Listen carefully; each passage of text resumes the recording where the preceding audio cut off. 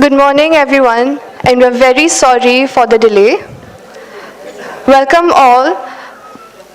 A very warm welcome to all the dignitaries, delegates, faculty members, and participants to a unique event under the aegis of the 24th Annual Convention of the Strategic Management Forum, or SMF 2022, hosted by IRMA.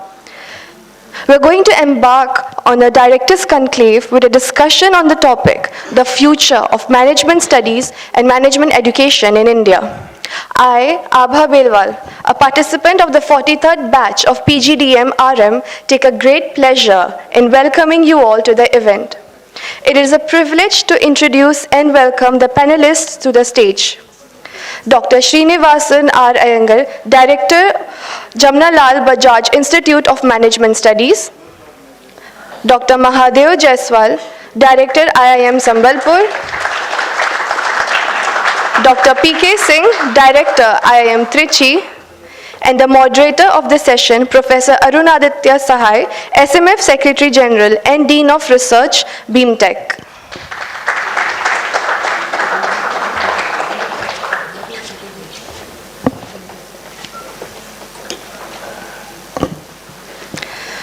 Now I would like to invite Dr. Umakant Das, Director, IRMA, to the stage to extend a warm and floral welcome to our dignitaries, along with a gesture of welcome from IRMA.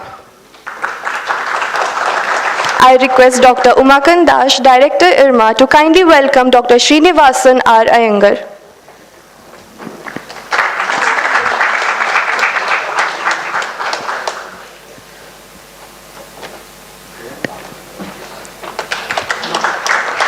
Requesting Dr. Das to welcome Dr. Mahadeo Jaiswal.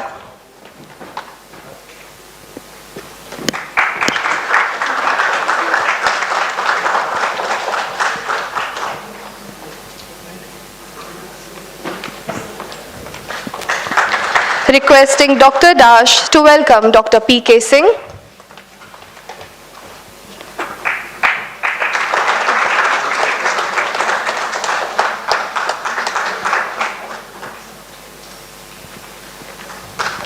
And now, I request Dr. Das to welcome Professor Arunaditya Sahay.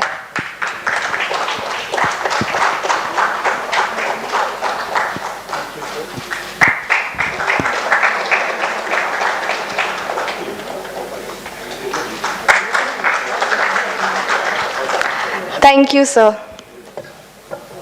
I now request Professor Sahay to kindly begin with the proceedings.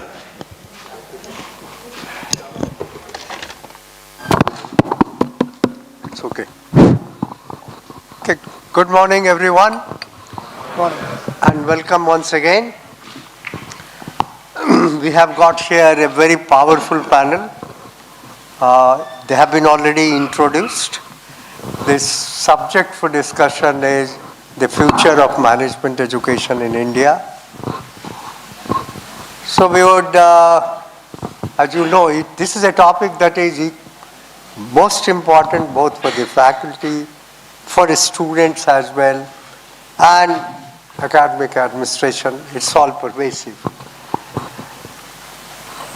Though the government has come out with a new education policy that has devoted a lot of time on primary, secondary education, tertiary very little, and on that management side is minuscule. So we are fortunate to have our experts who are great educationists of India, great sons of India. I would start the discussion, since we are already late, so I don't want to tell anything. I will go start straight away with the experts. And on extreme right, left is Professor Pawan Kumar Singh, the director of IIM Trichy.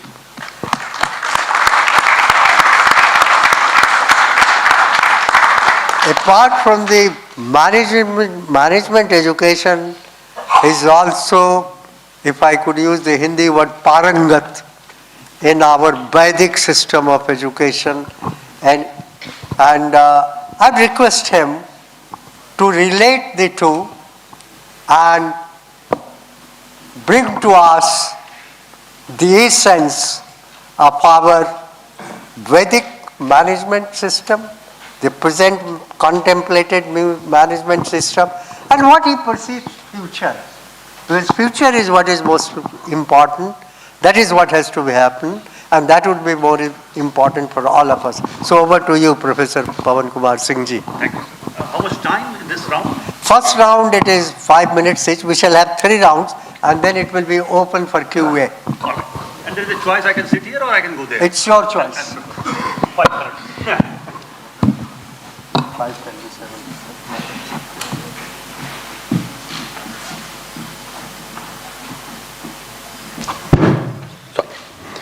Suprabhat, good morning. We are today here to discuss about future of management education. And this dimension should lead to management education in world or especially management education in India. I'll begin with the logo of IRMA. And logo itself, the part of the logo is Sa Vidya Ya Vimuktaye. Now management education is Vidya. And any Vidya, its main function is to liberate.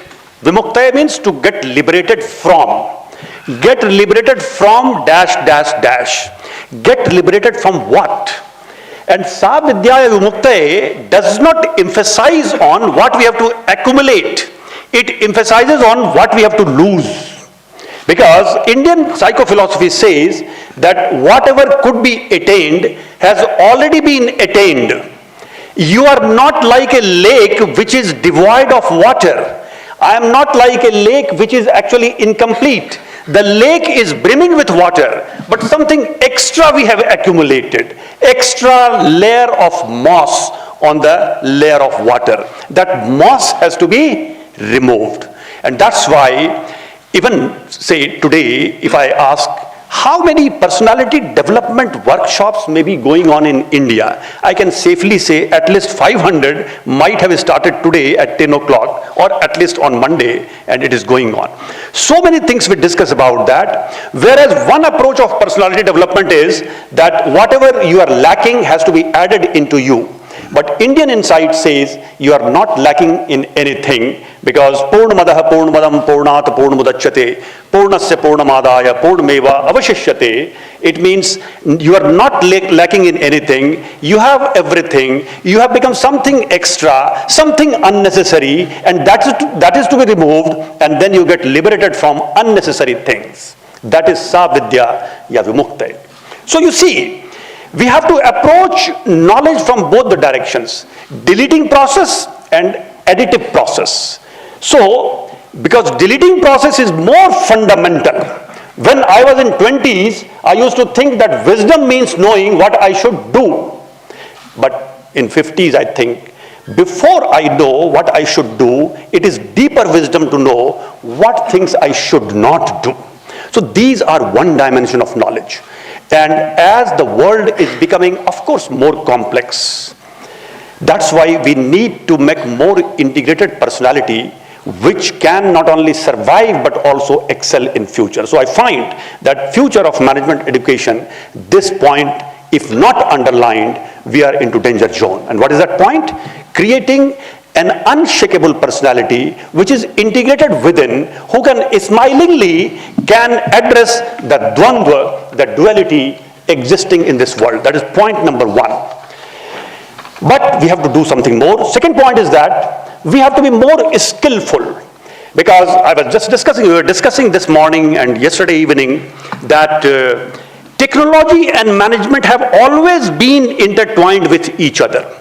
I worked for some time in National Institute of Industrial Engineering at Mumbai, and industrial engineering basically is at the esplanade, at the crossroad of humanity, human being and technology.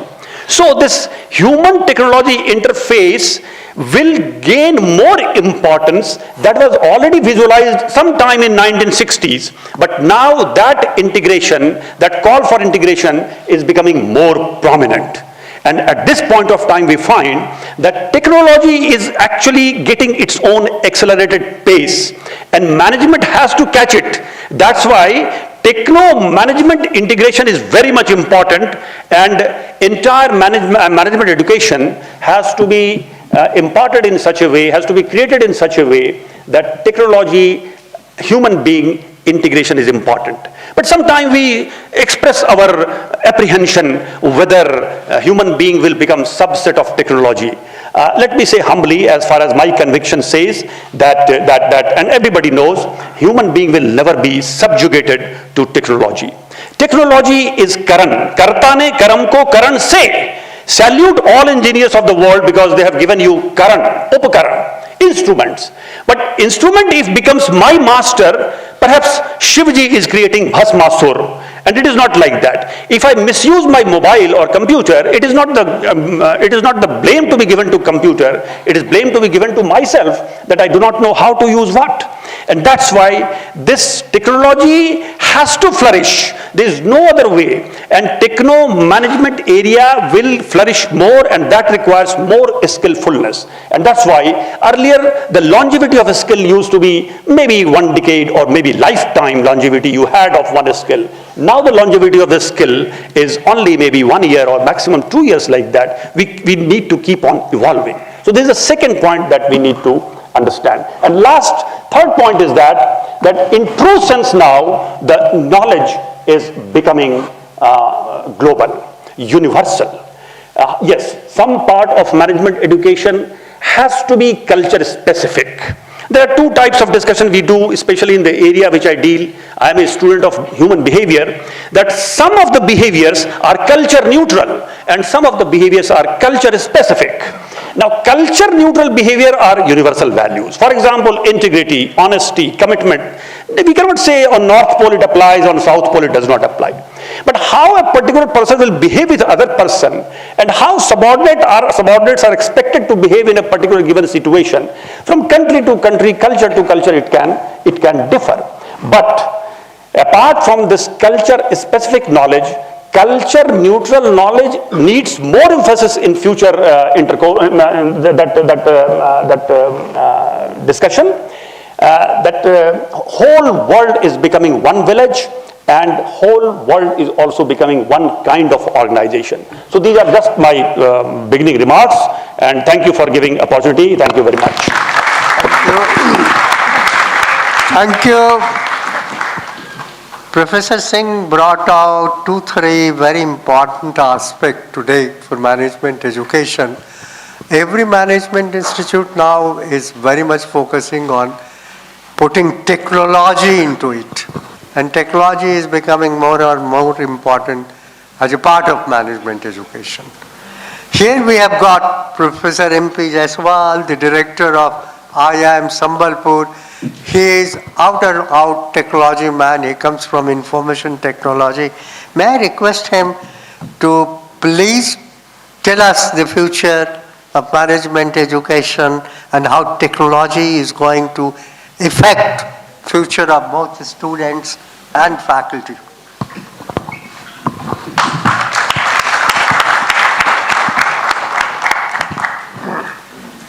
Very good morning, and thanks Professor Sahay for having this SMF here, and thanks Professor Umadas for inviting me.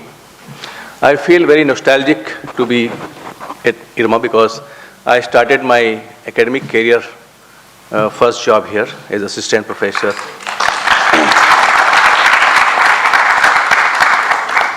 In 92 I joined after work for Government of India and Railways.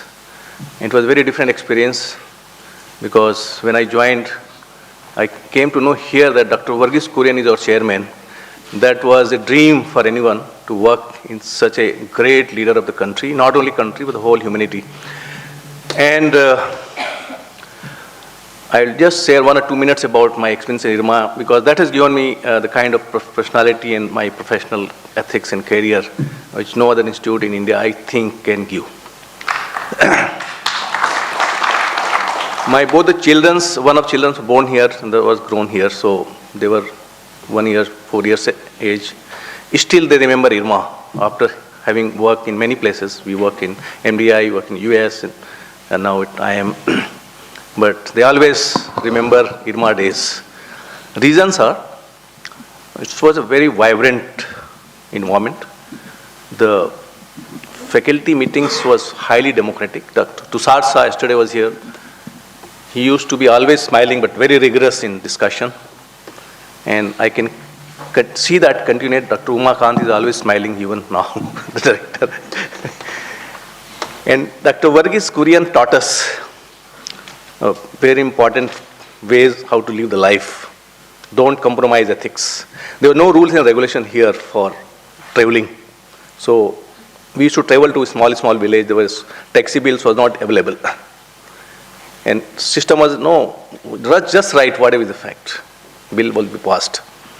That was the level of ethics it inculcated on us, which nowhere I can see. And that has actually given the strength to be in any circumstance. The first exposure was the first week itself, students come here and straightway to go to small villages. Okay. And they learn how to create organizations from the day one, out of nowhere. Whereas in our system, the first day our students look for which company will give highest money. Okay. That's a difference of culture. I'm not saying that that is not important, but that is important. But you have to learn how to create organizations which can create multi-billion-dollar for nation, for society. Now coming back to the main theme of this panel discussion, the future of management. We have been, in fact, every forum, this is the common topic, so there's nothing new, because we all know the future we'll keep discussing, but I will go back to the past first, so that we can understand how the future will be. Let's see the 17th century history. What was India and what was business model? In 17th century, the British East India Company, why it came here? Because Industrial Revolution 1.0 was starting in UK. And why it happened in UK? Because the steam engine was invented, a lot of automation was happening, agriculture was getting automated, and a lot of work was done with small number of people, and huge amount of industrial outcome was created in UK. They were looking for a market. UK was a very small country, very stable government that time, very strong government. So then they came out with the market for colonization. So that time the Industrial Revolution 1.0 had a three characteristics. This is called 3C. The first was the entire business was focused on colonization. The marketing was based on colonized countries so that you capture the world market and kill others. The second C was carbonized economy. The entire industry was based on carbon emissions, carbonized. And third C was about centralized business. In India, there was only two companies that time, Tata and Birla. Rest were insignificant. And East India Company, again one company in UK. So that was the model, and that was the past. In India's economy that time, in 17th century, was 33.3% of the world GDP share. So the largest economy in the world. Entire Europe put together was about 30%. Okay. And when British left into 1947, because they followed this 3C model of industrializations, we were about 5% of world GDP. And after 50, 60, 70 years of struggle, we have reached 7.5%. And now we need to understand what is the reason that we are not grown. These 3 C's are the past, and it's not with the present, it is still a present.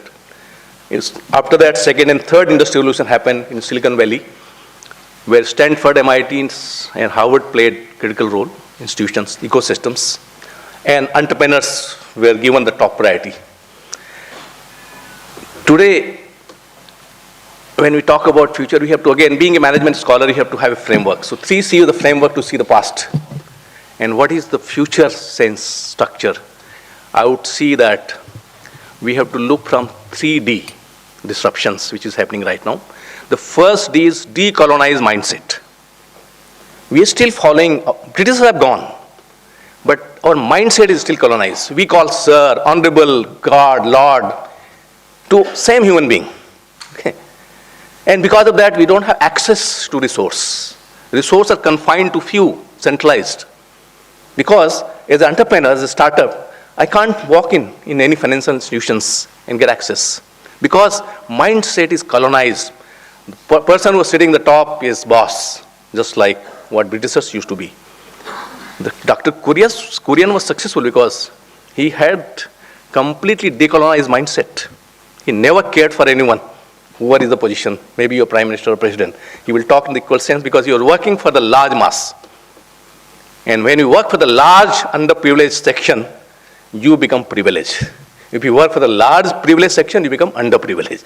So model which you have to understand is work for the large section of society so that you are in the top class. That's what Dr. Varghese Kurian model. And we must talk about him because we are at IRMA. We must talk about him because we are in India, because he has given the model to the world how to run the business. So decolonized mindset is first D. Decarbonize industries and also decarbonize mindset. A lot of carbon in our mind. Okay. That has to be also cleaned. Okay. Unethics, full of, people are not ethical. They will always try to cheat in business or cheat each others, grab power. We have to also decarbonize our mindset and decarbonize economy definitely. And third is decentralize our thought process and decentralize industry. And that is called startup age. Now in terms of technology, you convert the same 3D. Right now the whole world is witnessing disruption due to 3D. The first disruption is due to digitalizations. Digitalization is decolonizing because we don't care who is government and who is boss. We just have mobile and I get my money transferred. A poor person was not getting his money, even it was part of. Okay, so I'll have to conclude. I think time is over, but just 1 minute. So first is digital disruption is the first disruptions, which is decolonizing our mindset. And second is decarbonization of economy, that is sustainability we are talking about. We have to reduce the carbon footprint by 2070 to 0, 2030 to 50%. But if you see the last 5 years, instead of decreasing, we have increased 2%. Okay, so there is a challenge in terms of decarbonization. And third D is about democratize the business. And that is where the startup age is. India has a great future because we are one of the top leading country in the world in terms of digital disruptions because our digital platforms, thanks to Prime Minister, that we have UPI, we have ONDC. These are the digital platform created by Government of India, which is number 1 in the world in terms of volume and in terms of size. And in terms of digital services, India is taking the lead, and education's digital is going to come in a big way. Education's, management educations or whatever education will be delivered by digital, only creation of business will be done by human being. So we'll have to be very clear what is digital disruption to mean to us. So don't try to go and teach the class. Go and learn in the class. And learning is creation of business. And second D is decarbonizations. India is not well positioned right now. We don't have electric vehicle ecosystems. We don't have solar energies available at price, which Europe is already much ahead. US is much ahead. I think a lot needs to be done and create opportunity for entrepreneurs to come forward and create decarbonized economy. And third D is about democratization of business, that is startup age has begun. India is the third largest ecosystem in the world. We have more than 1 lakh startups registered, more than 100 unicorns created in the last 5 years. It's a great future. Technology can enable business sitting anywhere. Any persons just need idea and you can commercialize your business. You don't need resource, you don't need centralized resource. Entire theory of resource-based view, which our strategy professor talked about, is no longer valid. We have to go to ordinary resource view theory, and that is where the future is. Thank you very much. Thank you, Professor Jaiswal. In the context, let me just add one sentence that there is no age for learning what he talked about. Knowledge, I really became a student after the age of 60. And basically he talked of a steam engine. Earlier there were no engineers. They were blacksmith or bricklayer, and blacksmiths called themselves as mechanical engineer. That is where I belong to, knowing nothing about technology and still trying to learn. One important thing that he said is about decarbonization, and IRMA is already into it. Decarbonization, I could really get deeper and deeper and deeper into it with Kyoto Protocol, the Paris Convention, the commitment of India, climate targets, climate action, decarbonization action. But we slightly shift to, because we talked about future, and future is created. It's not that future is destined. Sometimes we say, jo hona tha wo hoga, but you can create your own future. And at the age of 82, I am still trying to create my future. So with that, I would request Professor Srinivasan, the director of Jamnalal Bajaj Institute, to really get into future with masses, because he has got a student which are big mass, not 60, 100, but thousands and thousands. Go ahead. Respected panel, academicians, researchers, and my students. It's my pleasure, privilege, and honor to be here. What a fantastic topic, future of management education. Today, if we talk about knowledge is the major driver for the growth of global economy. Everywhere today we talk about, if we talk about all emerging countries, there is a growth of knowledge economy. Today, if we talk about, very interesting, if today countries' comparative advantage and competitive advantage is built on knowledge. Because the technology, for an example, if I want to talk about, if I want to buy a mutual funds, I don't need to go to Boston. If I want to buy a vodka, I don't need to go to Russia. If I want to have a good coffee, I don't need to go to Georgia. Today, I want to have a best management education, I don't need to go to US. The same thing, whatever I mentioned, by sitting at any rural part of India, I can able to connect those products or services comfortably with the help of technology. With the help of technology, the location became so-called that comparative advantage or competitive advantage, the natural resources, the cheap labor, so-called these are all the things once upon a time Portos talks about that countries get advantage will become irrelevant because of the technology. Obviously, I can't compare that education with the help of the other industries, but nothing wrong to benchmark with the other industry how it works. The earlier jargon, when you talk about the globalization, the buzzword is all about think global, act local. That is a buzz in the earlier era. But today, thanks to that concepts are reinventing the business model, think local, you can compete global. It is no more jargon, think global, act local. No, act local, we can compete global. We don't need to go to Hollywood to produce the movies. Come to India, there are 20 woods are there. Which movie need to be present? Even if that international brands or comes to India, they have to customize. When you talk about the future of management education, I restrict myself during my discussion focusing to India. How we can able to get into global, how the future of management education should be in the future strategy. Today, I'm thankful that Jaiswal sir talk about that, he has brought the concept of Schumpeter theory of innovation. He talked about all 4 industrial revolution. How the modern era is moved to days of 4th era, but today if we talk about that earlier thing, what we talk about early 18th, late 18th century or 19th century, where there is a industrial life cycle. Today we talk about all the jargon. Today we talk about VUCA world, tuna world, Barney world. These are the multiple jargons were emerging, but inconvenient truth, these are all the concepts we have to consider. Because the role of digitization, complete business models are completely changed. Can you be able to replicate other business model in management education? Think it over, because when you say fire, my mouth won't going to burn.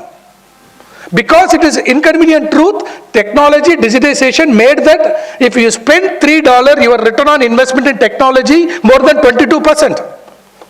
Whereas in the conventional business school, what we do, your fixed cost more than 60%. And return is not even 3%. According to the research which is done by the Babson on the future management education, on digitization, the role of technology. For example, when we talk about earlier days, that knowledge dissemination, the first industrial revolution, we talk about in that academia world, knowledge production.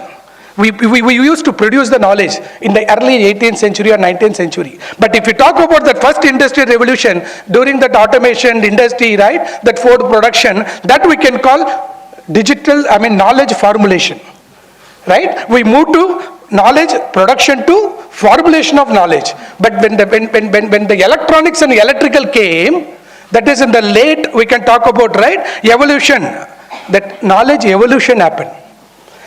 After the WW came, so-called that industry fourth revolution, late Internet of Things, IoT, knowledge distribution is come. Because of the technology, television, media, it started knowledge distribution. But today what emergent we are, industry 4.0, we talk about knowledge mutation. And today we'll have to see that how the technology is diverse and the technology completely reinventing the business model. World-class brands come with that concept. Today it is proven that they are not successful. For an example, today we talk about, I'm not comparing education with retail industry. So either you can talk about today we are moving to surplus to scarcity. Scarcity to surplus economy. Few years before everything is, scarcity. But today we are moving to surplus economy. Everything available at your doorstep. If you talk about retail stores, the most of your expenses happening at the end of the day, we'll have to talk about consumer and customer. If I'm a business school, we are the facilitator, end of the day my customer. Who's my customer? My placement corporates. Who's the consumer? My student. If end of the day customer and consumer decides, I want to get my product from XYZ, not from the conventional business school, that's what happening in the retail. Brick and mortar, click and mortar, physical investment, physical property, even they couldn't attract the business from the radius of 5 kilometers. But if you have that online store, your business become unlimited. Whatever you spend on the physical inventory or product or processes became irrelevant because everything became online, your cost will go down. That's why Walmart failed and converted into Flipkart. I think my time is only 5 minutes. I'll restrict myself, maybe I'll come back in the next. Thank you.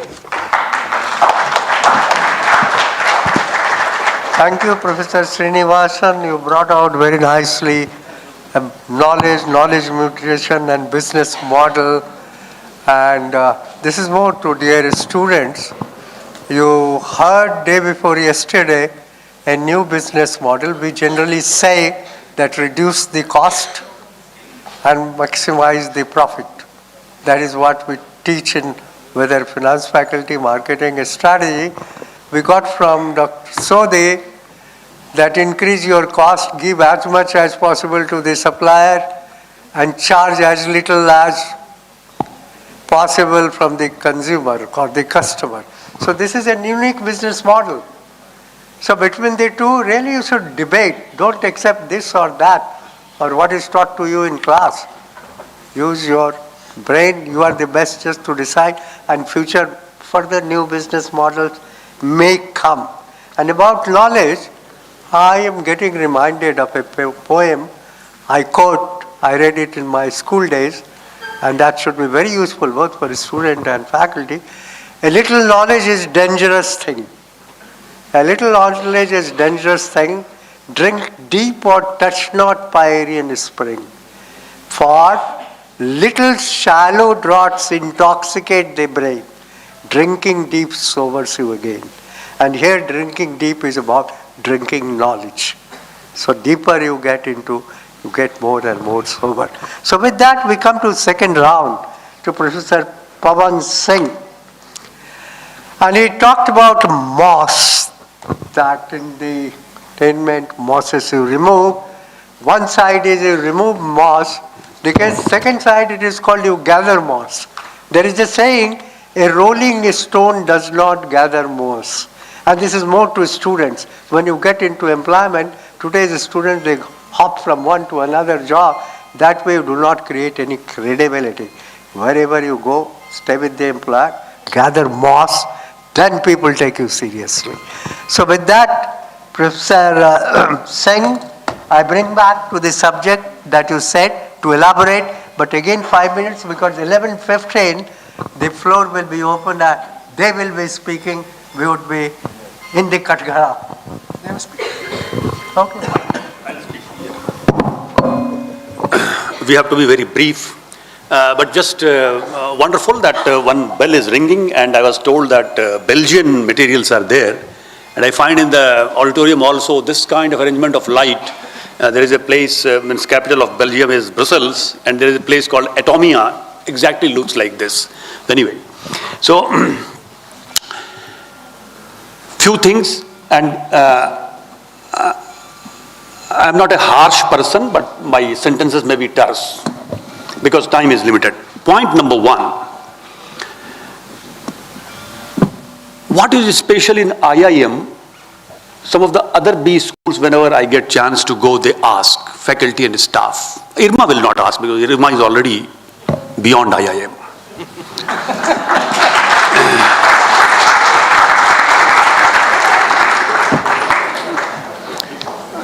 I always say, in Hindi, I will tell, IIM में कोई सुरखाब के पर नहीं लगे हुए हैं या किसी भी इंस्टीट्यूशन में. Any good institution, they struggle, put their efforts genuinely and invest themselves on daily basis to appear what they are. So it is all, let us say, conscious effort. First point, any B, because our discussion should confine to excellent, outstanding, is solid course structuring with updation. If course structure and it is being updated, at least major updation every alternative year and continuous updation every year, but major after alternative year because you have to allow syllabus to get settled also, I think the big difference will start. That is point number one. Point number two, there are three types of professors. One, who do not cover the syllabus. Two, who cover the syllabus. And three, where each one of us has to reach, who uncover the syllabus. This is the future education. And professors, they are saying, professors should not enter the classroom claiming themselves that I am going to teach. A professor is going to classroom and we all know it. A professor goes to classroom with a mental mindset that I am going to create learning environment and everybody is learning, including all sitting and one is standing. And sometimes professors should say that if those who are sitting in my classroom, they learn, it is a bonus for them, but basic and DA is that I should learn first. So that has to be there. So beyond syllabi, because syllabus cannot promise everything. संभले कहां वो अब मेरी नजरों की force से college उलझकर रह गया है सिलेबस के कोर्स से. Syllabus has to be completed. If we do not do it, we are doing something, some mistake. But only covering syllabus, I am not completing my full dharma, because updated knowledge, upskilling, human values, integrated personality, understanding entire, let us say, global economy, everything cannot be covered under syllabus. That is point number one. And last point in this round is that future education of management, there are discussions that the duration will get compressed. It will, 1 year will become more prevalent than 2 years.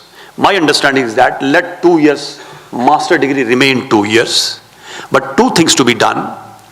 One is called horizontal expansion of knowledge. Other thing may be called as vertical deepening of knowledge. Like MBBS plus MD degree, we have to behave as MBA student. When MBA student is asked, what do you know? MBA student should be able to say, I know every facets of management, but on this facet, you can talk deeply with me. That has to be future education. That is called multidisciplinary, cross-disciplinary, transdisciplinary. Transdisciplinary, multidisciplinary is not about read one paper in sociology, read one paper in physics, read one paper in music, fine. But multidisciplinary says that what I know from all 360-degree angle. If I know my physics, I know physics from political science angle also. And if I know my political science, I know the mathematical dimension of analysis of political behavior also. So knowing your subject deeply also is call of multidisciplinary. But how I can learn what I know from 360-degree angle when I have ideas about various subjects. That is the true, perhaps, understanding of multidisciplinary. Thank you. Professor Jaiswal, you talked about the new coming technologies. How do you look, let's say, 2047, the technology and management fusion?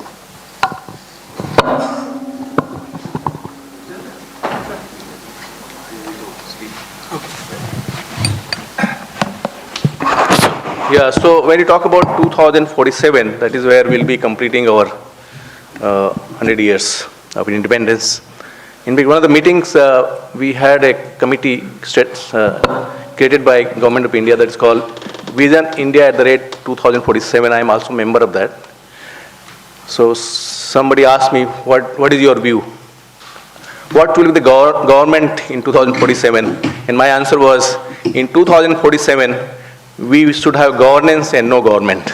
Okay. So when we talk about education in 2047, rather than answering that, I will say, because first part I discussed about the conceptual model, 3C and 3D. Now, how we have experienced that in our institute at IIM Sambalpur. So we have created a 3 directions approach for imparting education, which is for the future. The first is personality of every individual, because we are not here to teach finance, marketing, sales, distribution. That can be taught by robot and YouTube much better than me. What we should teach is the mindset cleaning. And for that we need personality which has 3 I's.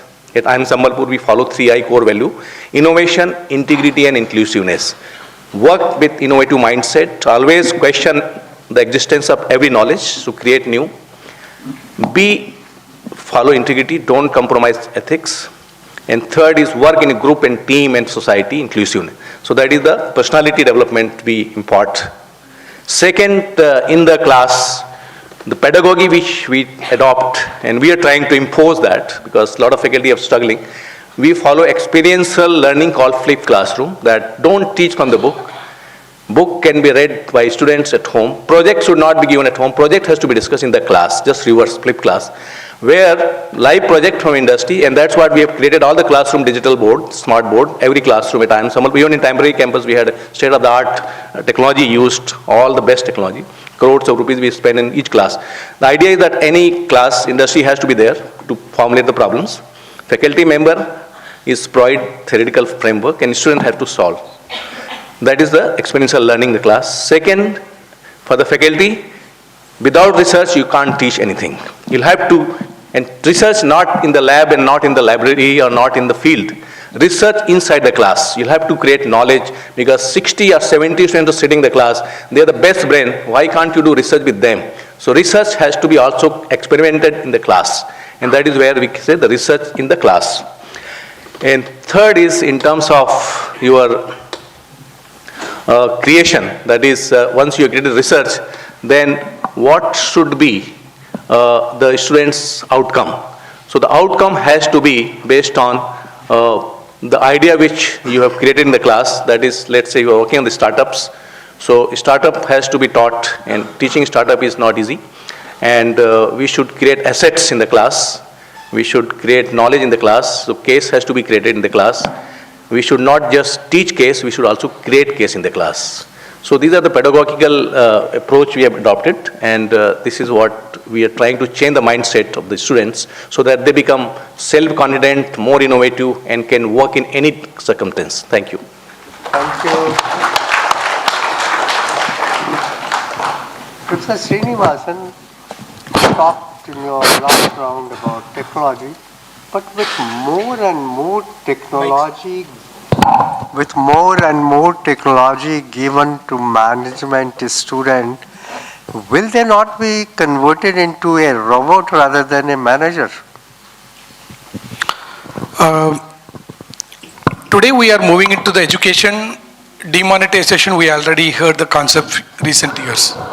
Education also one day can be demonetized. If we don't do some entrepreneur, some innovation, some creativity, is it because end of the day customer needs the product? Whether you do the investments on physical, huge infrastructure, will they count it? Because today if we talk about India's best hotel by Tata's, to come with the Ginger Hotel with 40 rooms, project identification to commercialization, to encash 40 rooms take 4 years to come to the businesses. But today that 40 rooms can be done in 1 hour by OYO rooms. Today Ritesh Agarwal, does he know about the business? He said, I don't know about it, but still that product is accepted by the customer. End of the day, that's what we talk about, whether value for money or value for many, whatever the jargon it is, end of the day, customer will decide what it is. But today when I talk about yesterday, Dr. Ashutosh Sinha was sharing to me, very interesting, eye-opening, that artificial intelligence, when I go to that app, It is just I typed it to what is the future of management education, just now. During my first round to second round, I was searching in my mobile that talks about strategic thinking, modular environment, problem solving, experiential learning, and talk about technology dispersion, sustainable growth, and corporate governance. These 5 bullet points has emerged in that artificial intelligence. If the knowledge is dispersed in this language, whatever I do the physical investment with the cost, end of the day, if you want to go for the volume, where there is a potential, and end of the day, as a customer, I look for good quality. If I get a good quality today, even I was reluctant once upon a time. I still remember many online education companies used to request, sir, can you give 1 hour lecture? I used to say, no, I am not keen to do that. Why? Once if you record my lecture, you use it for another 5 years, I don't want to do that. If you want to come to the classroom, I will bring the experiential learning within the class. But now I realize that, why don't you make it online, make it, the freemium? Because today we are emerging the new concepts, freemium, volume, low price, let education also demonetize. And it is not my knowledge history, because most of the knowledge, what I observed, most of the education, the role is like a Pandit Hariprasad Choroshia. The people who create the original content is 10%. 90% faculty, what we do? We suck the air from the outside and we present it in an audible format like, the Pandit Hariprasad Choroshia like that. And academician, we assimilate the knowledge, we distribute to the customers. Most of the people, then anybody can use it, what's wrong? In the long run, you will see, you will also benefit. Maybe in the short run, you may not, but the entire world is going towards that. Automobile, EV vehicle is replacing, and plastics was replaced by the steel industry, and nobody can able to stop. The technology innovation that going towards, if I don't do it, if Harvard doesn't do, if they still say we are the world-class business school, I want to charge 60 lakhs, then you focus only 120 seats or 500 seats, or make it 20 lakhs or 15 lakhs, make it online, entire world can learn. That option is available both. Artificial intelligence, robotics is going to come as a teacher. Banking in products. If you say I have 6,500 branches, 4,000 ATMs, amazing. But tomorrow it will become not an asset, become a liability. Because ATM machine is going to become irrelevant. You can't kill it as my competitive advantage, technology I am. Because banking products we are going to use, bank may become irrelevant. If they want to connect the technology robotics, loans can disperse in 3 minutes. Who said branch means minimum 10 people, 1 branch manager, 1 accountant, 2 cash counter, 2 clerks, 1 ATM, 1500 square feet, minimum 15 lakhs expense. It is going to become change. If you don't change it, you will be out.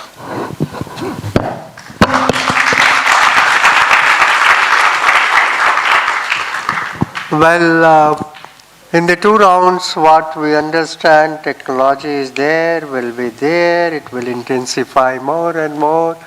The issue is whether technology drives us or we drive technology. We have to choose between the two. With this small remark, I now throw it open to the audience. If any questions, mic can be taken. If there are some volunteers, the panel is requested to attend to the questions from the floor.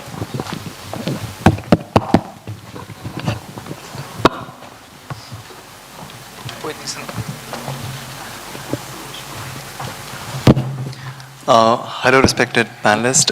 Good morning to audience. I'm Deveshan. I'm from IRMA, a student mentoring platform. I wanted to understand how industry-academia partnership/industry mentoring can play a vital function or vital role in future of management education. Any one of you can address this. Thank you.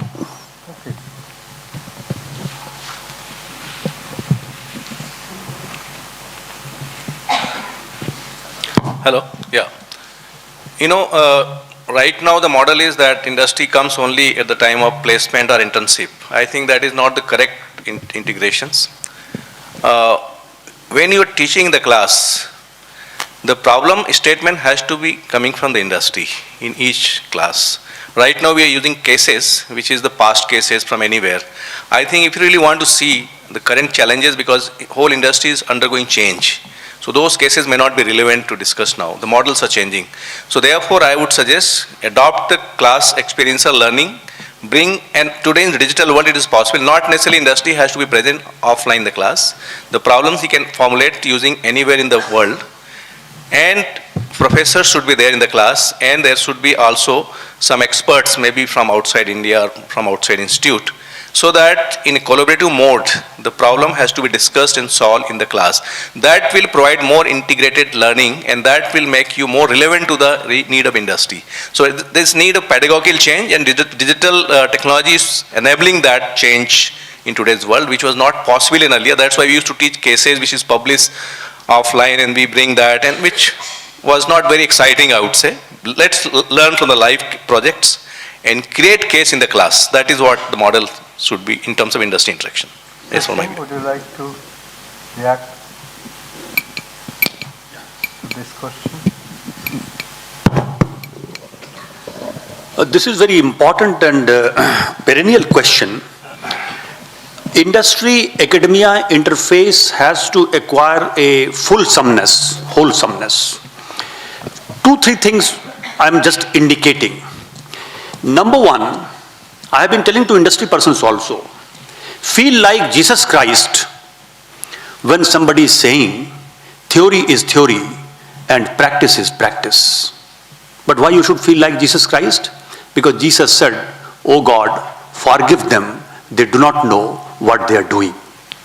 So when somebody says practice is practice and theory is theory, they are coming from, one coming from Venus, other coming from Mars, feel like Christ and feel, "Oh God, forgive him or her, he or she does not know what he or she is saying." You see, we also need to sensitize. Sometimes what happens, industry people forget that MBA is a leveler. It is a lifetime degree. MBA is preparing students to become a good entry level manager and also to become a good CMD. When a person gets the seed of knowledge to become a good CMD, it is MBA. So we should also keep having a vigilant watch on expectation of industry, that do they expect IRMA or IIM or Jamnalal, Bajaj or any university MBA department to produce ready-made material for entry-level managerial position? If they are doing so, we need to keep fine-tuning them. We need to learn from industry, we need to sensitize industry. That is point number one. Point number two, that industry people, if they come and share their experience, that has to be integral part. For example, in MDI I was working, and now at IIM Trichy, 2 sessions per 20 session course can be given to any practitioner or anyone. One can be academician also. Generally it is given to practitioner. So that practitioners come and they give a real picture what is happening. But it is professor's job, or there are many managers who have academic inclination. They also try to theorize and give a framework to that. So in this way, we should try to see that how meaningful interaction between industry and academia can take place. Let me add to this. I have spent 40 years of my life in industry, various type of industry, steel, automobile, textile, foundries, both in India and abroad. And last 20 years I am in academy. There is a big disconnect. You are absolutely right. We from academic world, we blame industry that they don't come forward, they don't help it.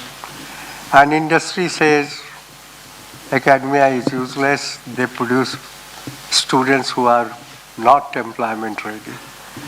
So this thing will go on. The issue is, the moment you merge, I would say theory and practice are 2 sides of the same coin.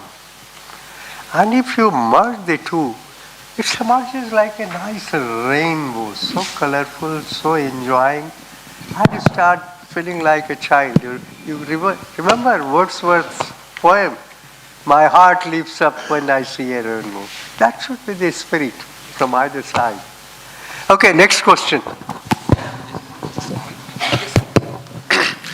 Good morning, everyone. This is Vinod Durge. I am a consultant by profession, and I am a PG and PhD from NITI, Mumbai. So I would request panelists to explain their point of view on 2 points. So one is, so importance of technology is largely accepted, and Indian professionals are known for technology, but not that much for management. And now if we say give the responsibility of, say, technology to, say, IITs and other engineering institute and want to focus on management side. So what could be key focus areas? Probably, some of the things could be maybe sustainability, agriculture, rural development, or there could be some more points. So that's one point where I would like to hear from you. And second is about Indian education system. Sometimes it is said that it was introduced by Britishers to create servants. So going beyond that and looking at Indian knowledge system, which could be more liberating, and probably through Indian knowledge system we could have competitive advantage over foreign education system.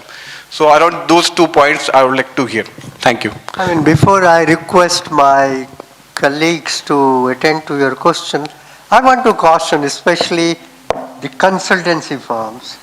I have been advisor to PwC, Ernst & Young, etc. Unfortunately, people think technology means IT, information technology. There is chemical technology, there is automotive technology, there is electronics, there is agricultural technology. So technology must be seen in a very wider perspective. Information technology happens to be one of the technologies. With that input, please. So Professor Jaiswal should be the most appropriate person. Yeah, the first questions like the role of technology in management particularly. Technology is not just coding or developing software or hardware. Today, even the farmer or any person can use technology, mobile for example. Mobile is also a technology. It is because of this digital payment or e-payment or placing order or Ola cab. I don't think you need to learn any technology. But if you don't know how to operate your mobile for placing order, for booking cabs, for making payment, you may not be relevant today in the coming time. So when we talk about management and technology has actually merged. Lot of job which was manually done and it was time consuming and lot of information asymmetry was there, which was creating lot of challenge for the efficiency in the management, that has to be exploited by use of technology. So technology today is an integral part of management. It is not, for example, ERP, SAP software today, every company make the life so easy because you don't have to look for where is resource, the distributions, logistics. Flipkart, for example, it is doing more logistics as well as digital supply chain. So you place the order in remote village, the supplier is in remote village and maybe agriculture product, and a person is sitting in Mumbai and he wants organic farm products. He or she will be able to get using Flipkart. The Flipkart is purely integrated technology. That is the best example I would say, where technology has merged management. The entire supply chain is based on technology driven. So that is the model in the coming time. It's going to happen in every corner. And the moment we do more, India is going to get the maximum benefit because our 90% of industry is still not digitalized. And which is the potential. So if you really want to increase your GDP to $10 trillion from current 3, technology can leapfrog India and India can become the third largest GDP in the world in next 5 to 7 years if you use technology appropriately. Thank you. The last question. Go ahead. Indian knowledge system also. Just few hints I'll say.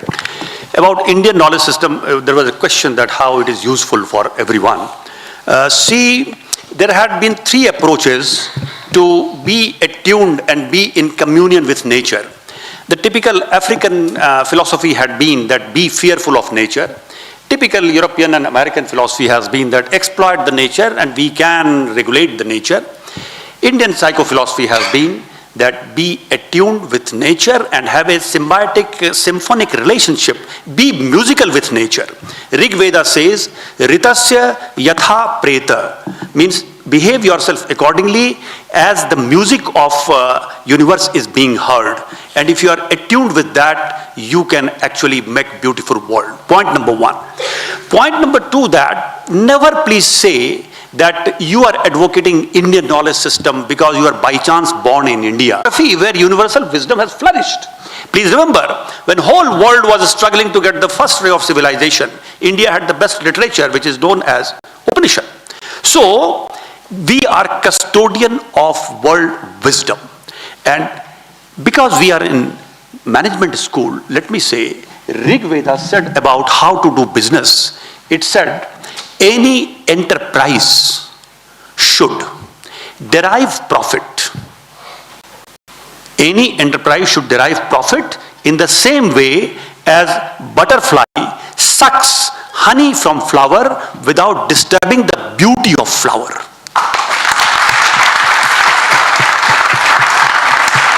Now we are talking about carbon footprint and triple bottom line, or making the world for our grandchildren better world. These all are embedded there.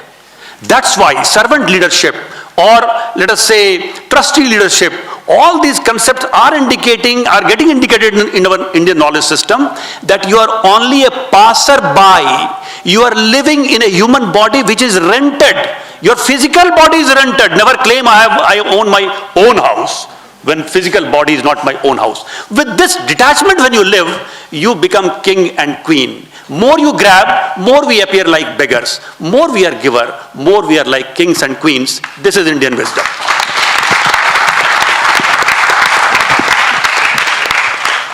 Okay, so the last question, if there is only, the lady over there. Yes. Good morning, eminent panelist. Myself, Dr. Selvalakshmi. I'm teach strategy from SRM.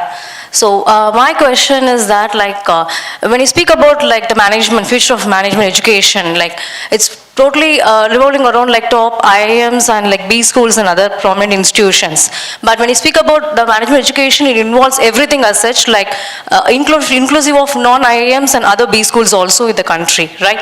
So I want to get a purview about the people, like eminent personalities from you, regarding like the kind of a teaching pedagogy we have to adopt in these two different places, because like when you speak about teaching pedagogy, it's totally different from Come to your question, please. Yes, I want to get your purview regarding the teaching pedagogy which can be like adopted compared to non-business schools and the business schools, because when you speak about education system, it's not just about the business schools, right? So I want to get your purview on that. If we have understood properly, what should be the teaching pedagogy? Not exactly teaching, but in the sense like what can be improvised on that. I'll give one sentence answer. And it is pregnant with many ideas that teaching pedagogy has to shift from point A to B. Point A is system where we try to teach uninformed. And point B is we teach, if at all we teach informed. So, nutshell is that, behave like a typical Bollywood hero. When hero will fight with, let us say, villain, and villain has missed his sword from the hand, the hero will stop fighting. He will say, "Pehle apne haath mein talwar lo, fir tum par waar karunga." That's why our pedagogy should say, dear students, you come reading, after reading 4 articles and 2 cases and 1 other textbook chapter. You come after having read it, I will also come after having read it, fir ho jane do mulaqat. That is pedagogy. So with that, Devaj is saying that we must close. So we invite the organizers to take over.